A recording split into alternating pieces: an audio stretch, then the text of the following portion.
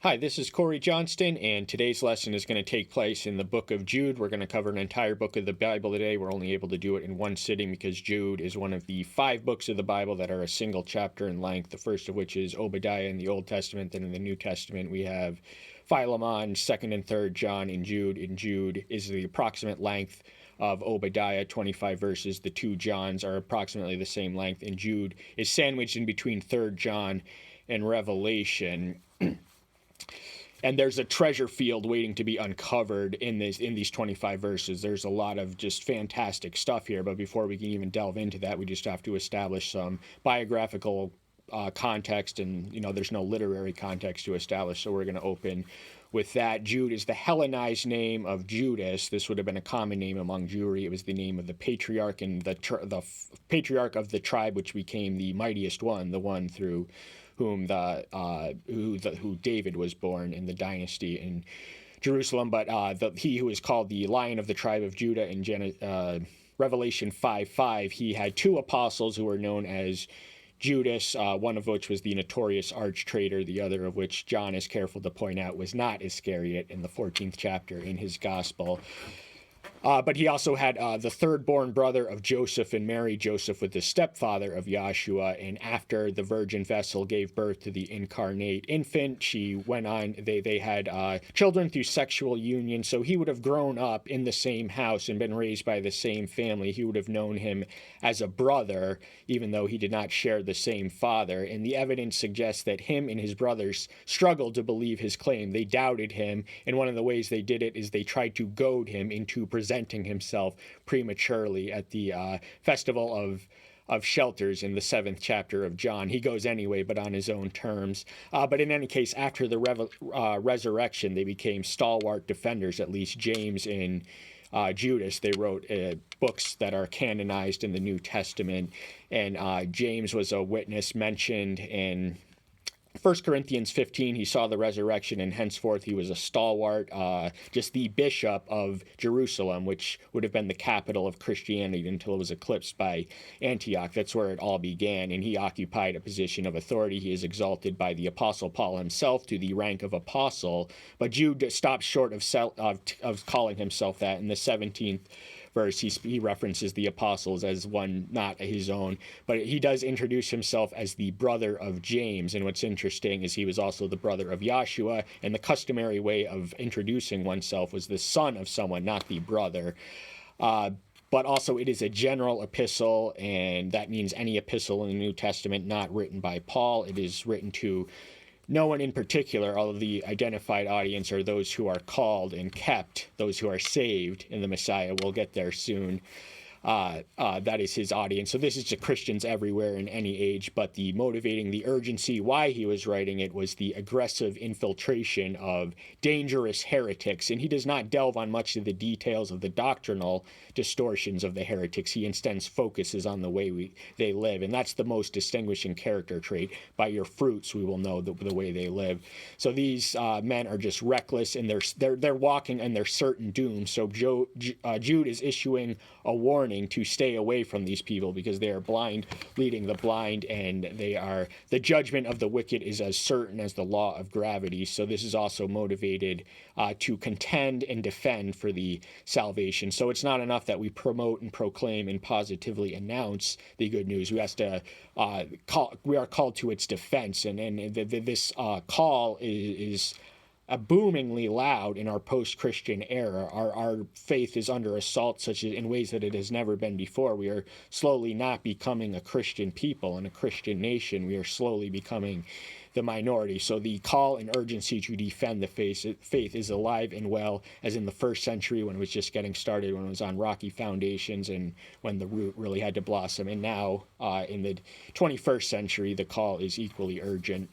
First verse, first chapter. Jude, a servant of Yahshua Messiah and brother of Jacob, to those who are called saints by Yahweh the Father and kept in Yahshua Messiah.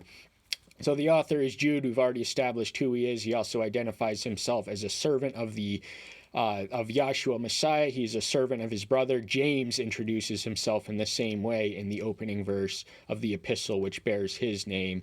But he also identifies his brotherhood with James, so he does not deign to equate himself as the brother, because that means you share the same thing as someone else. That is a term of equality. He considers himself lowlier than the brother he had walked with and grew up with and thought was nothing extraordinary or special in or of, but he's also, now that name appears twice, so those who are called, now many are called, but few are chosen, but we are all called nonetheless. The calling, the existence, the potentiality for apostasy exist in the called. So that's why the warnings against them are necessary to begin with. But who we are called for, that makes the difference. We are called and we are kept. That means our salvation is secure in the one who is the source of our salvation. Mercy and peace and love be increased to you. These are gifts of God and the possessions of Christians. We have these three things. We have them in abundance. We have them in superfluidity because they derive from the divine source. Now, mercy, we deserve death and we deserve hell and we deserve punishment. But in his justice, in his mercy, his justice, his mercy can overrule his justice on occasion. And that's the only reason that we are called and we are kept and saved in him. Peace, the peace that he produces is qualitatively superior than the peace as is understood. Peace as the world defines it is the cessation of commotion or the absence of conflict. The peace that he brings is the all-encompassing spiritual serenity, just the Hebrew shalom of just indescribable. Words cannot describe what I'm trying to communicate. And love, this is self-evidently axiomatic to the Christian position. This is where it all begins. This is where it ends. Everything we do must be motivated by and rooted in love. And these are things that he's wishing to be increased to you so it can multiply the foundation of what we want to have. We should not just because God's blessed you today doesn't mean that the blessing is meant to last forever. So we do need renewal. These things do need to be renewed, and we need to remind ourselves that we have these things in order that we may share these things. Beloved one, making all haste to write you concerning our common salvation, I felt the necessity to write to you, to earnestly contend for the faith which is once for all delivered to the saints. His audience are terms, he refers to them with terms of affectionate endearment, beloved one, so he does care about who he's writing to, and the urgency, the gripping, overwhelming sense of urgency is indicated. He's making all haste to write to you, so the aggressive infiltration of heretics left uncontended with. These were ravenous beasts who's had been let off the leash and their fangs were out now, so that's what's motivating. And the common salvation, now the salvation that we share is not unique to us. It is unique to Christians, but this is the thing we share in common. This is the thing we must defend, to contend for the faith. Now, faith, when that word appears in the New Testament, and generally just translates as the act of belief, but the faith are the contents of the Christian faith. So our faith does have very specific parameters and concrete objects, and it was given to us, to these saints, in order that we may not only share it, but also defend it, because, Satan gets into the church, he's attacking and hounding from without. We are called to suit up for spiritual warfare and put our lives on the line for the faith that we are called to contend for. For certain men have slipped in, whose judgment was written about long ago, wicked ones, corrupting the grace of our Elohim for indecency, and denying the only Master, Yahweh, and our Master, Yahshua Messiah. So these certain men, these sneaky, dirty people, they snuck in unaware. The thing that happened was Paul, he would set up a flourishing church, and then he would go to a next place to evangelize, to spread the seed, and then these people would come in unaware, unannounced, uninvited, and just destroy everything that he had designed and created. So he did have to contend against them, and Jude is contending against the same types of people, and their judgment is certain, their judgment is deserved, so it's set in stone that the wicked must pay the price of wickedness, which is punishment in hell, and that is as certain as the law of gravity. This is nothing new. This is from the foundation of the earth, and it was also written long ago. And the nature of their heresy was they were libertines or antinomians. These took the doctrine of grace to the extreme that suggested that they were automatically and unconditionally forgiven of sin. So they had license to sin. So that was a corruption of grace and a distortion and a deviation and a perversion of it. They were libertines, and antinomian, that term just means one against the law or without the law. And they were denied. They had a facade, they had an exterior, but in actual fact they were a denial, because they are wicked. It's not the content of their teachings, it's the nature of their character that receives the most detailed emphasis in Jude's dismantlement of the heretic. But I intend to remind you, though you once knew this, that Yahweh, having saved a people out of the land of Egypt, afterward destroyed those who did not believe. So he's using a historical example that would have been familiar and ingrained to the early Christian. These were Jewish people from Jewish backgrounds, so they would have known that their ancestors were a liberated people, a redeemed people from temporal bondage and slavery, and it was his outstretched arm that kept them, because there was no civil war. We're talking about an entire nation of slaves leaving and starting their own nation, so that it was because of his outstretched arm. Now, in the American Civil War, the slaves were only to be able to be freed because certain people in the northern states took that right away through the contest of arms of those who lived in the southern states. But also there were those now, because their ancestors had not made the most of the opportunity, they were living as redeemed people, and they murmured. They preferred the security of bondage to the challenge of freedoms. They were looking back with all the dietary items they once had, they no longer had. They had this manna, they were getting sick of it. So he pronounced judgment that none of them who were 20 years old at the time would live to see the promised land. So they were destroyed. They spent the rest of their lives wandering in desert, even though they had been liberated from the shackles to claim and conquer this land of milk and honey that was decreed to their ancestors so many centuries ago. But they did not believe. They murmured. They succumbed to idolatry. They were at the mercy of their own carnal appetites, and they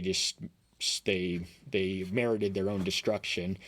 And the angels who did not keep their own principality, but left their own dwelling, he has kept in everlasting shackles under darkness for the judgment of the great days.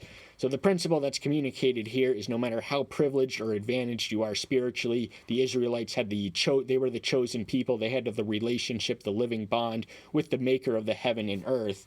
And even the angels, who are on a whole nother realm spiritually than human beings, they are superior beings. They exist, their strength and intelligence and everything else is so beyond ours. But they have the capacity to abuse their moral agency. They have the same power of decision as do we, and a lot of them forfeited their principality in the jurisdiction of the governance. They are angels at the beck and call. They are messengers in service of divinity, but a third of them followed Lucifer, the mightiest of all the angels, who we're going to meet soon. And they lost their station. These are the fallen angels he's talking about. So much as only a remnant of Israel shall be saved, so too is there are certain angels doomed and damned for destruction, and through their influence and their human minions, they are leading to the same place, and they are reserved for the specific purpose. Now, Satan's going to spend 1,000 years, I think, in the bottomless pit. He's going to be chained there. Then he's going to be let off the leash.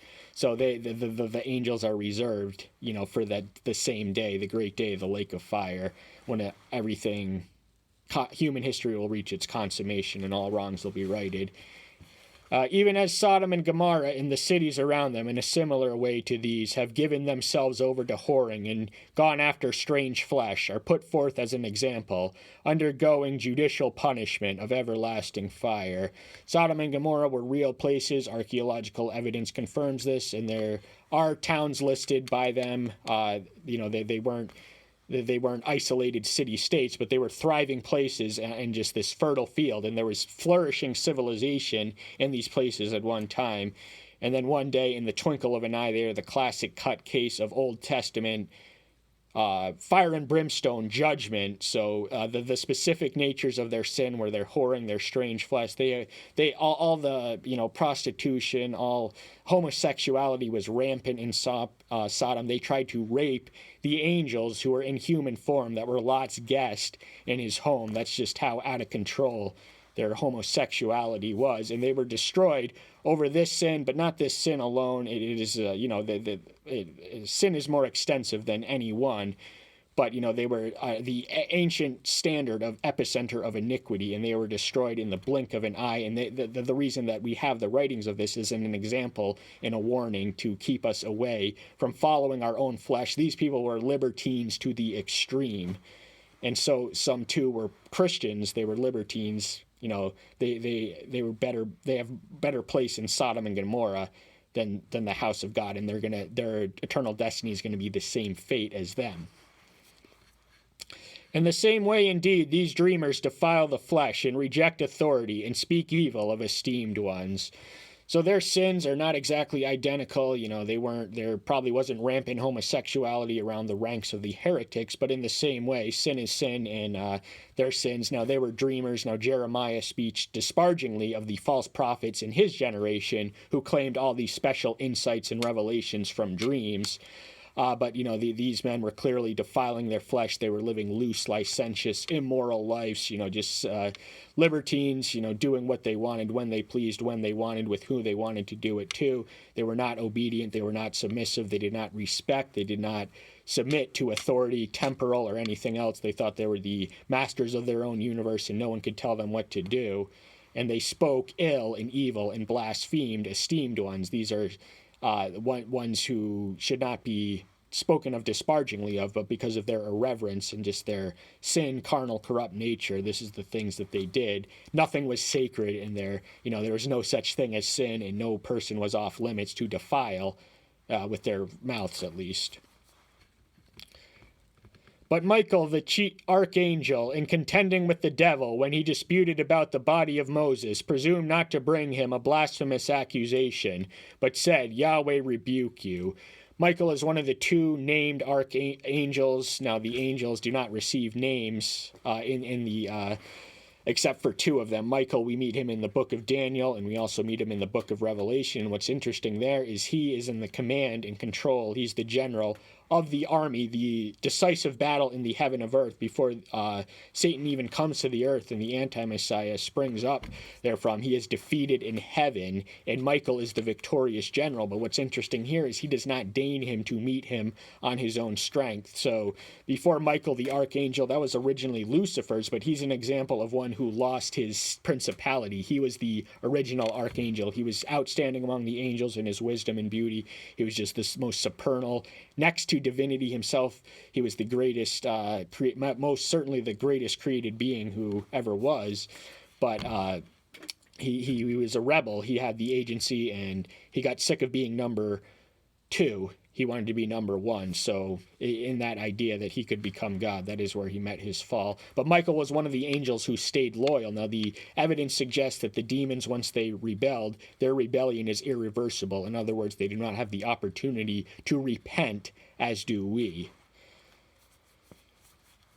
But this, the apocryphal, now apocrypha is a genre that flourished during the intertestamental period. It mostly pertained to end times, and we do have authentic canonized scripture which speak of that. Revelation, certainly not the only one, but is certainly the most thorough and in-depth one, apocryphal book.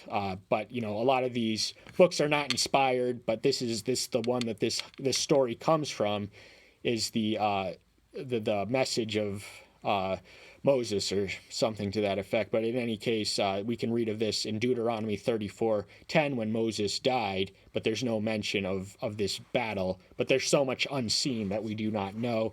And Job presents it as just a story to illustrate a principle that even the archangel, the mightiest, spiritually strongest one, does not deign to meet Satan on his own strength, but he finds refuge and victory in the name and in the power of Yahweh.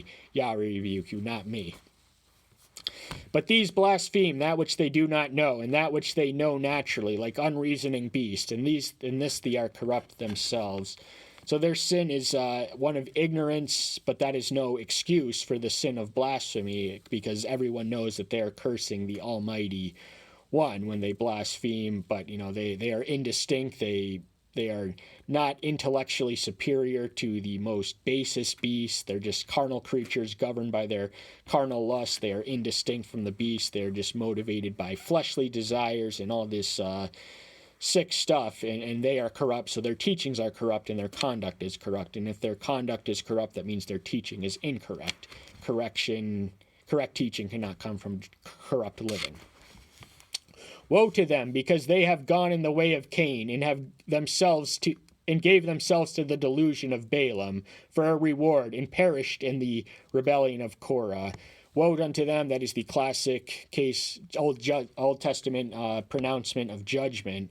Woe unto you, that means it's not going to end well for you, judgment awaits. And the reason is they have all, he provides 3 examples of famous false teachers from the Old Testament. The first of which is Cain. He was the first murderer. His deeds were corrupt. He murdered his brother in the open field out of base envy because his superior sacrifice was accepted and Cain's was rejected. So he survives as an example. Balaam was the prophet for profit, the hireling herder who was hired and summoned by the king of Moab to issue and pronounce a curse on the nation of Israel, which was a nation on the move passing through their lands. But he was interrupted through a donkey and through Yahweh himself, and he could not resist it. So he was unable to perform this. But ultimately, he did compel the nation of Israel to engage in sexual union with the Midianites, which also contaminating them with their idols. Korah was the name of the rebel who challenged Moses and Aaron in Numbers 16. And even though he was a wayward and apostate and he met his end in the fire, his sons did survive, and they were prominent psalmists. And I think one of his descendants might have been Samuel the prophet. But even so, just the fact that Samuel had him in his blood didn't mean that he had any inclination of any of these men and their base ulterior motives. So these 3 men are 3 people we don't want to be because their doom is certain. These are rocky reefs in your love feast, feasting with you, feeding themselves without reverence, waterless clouds borne about by the winds, late autumn trees without fruit, twice dead, pulled out by the roots. So there are 3 things we read that these men are. They are likened to objects that have natural reference points. Just people there who are there to glutton and exclude. This is the corruption of the love feast. This would have been the sharing of the Lord's Supper, the term I'm most familiar with, the breaking of the bread, the communion, the sacrament, the Eucharist, whatever you want to call it. But nothing was sacred to these men, so they entered with, they just made it all about them at this scene, and they had no reverence and no respect for that which was sacred.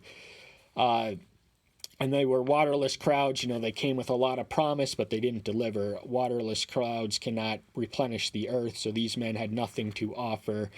And, at the time of year when it's late, you're not going to be fruitful, and that's the time of year when the farmers are in the practice of derooting and deracinating the trees in order to make waves in the soil. But we also learned some other things that they are. Wild waves of the sea, foaming up their own shame, straying stars for whom blackness of darkness is kept forever. So wild waves, these are uncontrollable. These do not suggest one that is in the command and the control of the sovereign one, but they're foaming up for their own shame, so they're going to be embarrassed, they're going to be humiliated, it's not going to end well for them. Straying stars exist to give guidance and light to the one who is walking by their light. So that's how ancient people would have known how to travel north or travel east or travel west. They had the reference point.